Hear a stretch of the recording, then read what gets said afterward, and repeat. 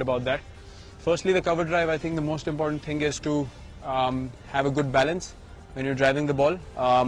The weight should be somewhere around the 3/4 area of your foot, which is called the balls of your feet, and somewhere around here, just the base of your toe, the big toe, just that bone, that's where you balance the foot normally.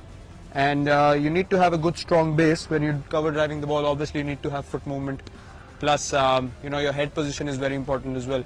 You can't be behind. If I show you from the side, you can't play the cover drive like that, or you can't play it like that.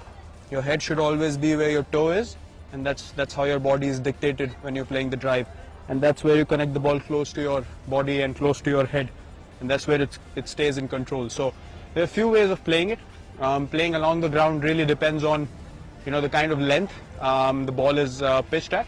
So mostly when you play the drive along the ground, it will mostly be in the area very close to your foot, or maybe just where you stand in your stance, just where the foot is. So you need to adjust accordingly. If it's just in the half volley area, you need to take the foot towards the ball as you put your stride in.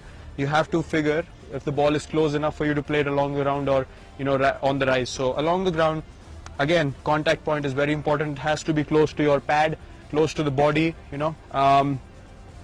depending on the length. If it's above your toe or ahead of your toe, then obviously you have to play along with your pad and make sure the follow through is such that the ball bounces right in front of you first.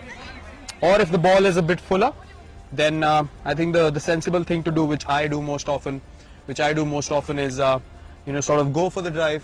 When I place my foot, I rather just collapse my back foot rather than bending on the front foot, but my head still stays here, and I sort of connect the ball closer to my back leg, still keeping the head where I need to connect the ball. So that's very, very important, just to collapse the foot according to the length. Otherwise you're going to end up yorking yourself or hit it up in the air. Secondly, on the rise, it's very important to practice such things in your practice sessions. If the ball is a little away from you, you need to sort of read the length and try to hit. Again, driving is all about hitting the ball as close to your body as possible.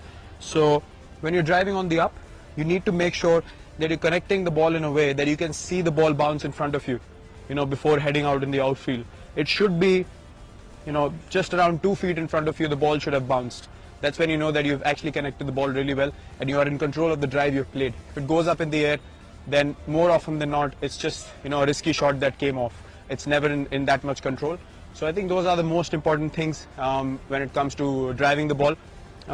Keeping your head position right, just above your toe, not too forward, not behind, and your feet always have to be balanced.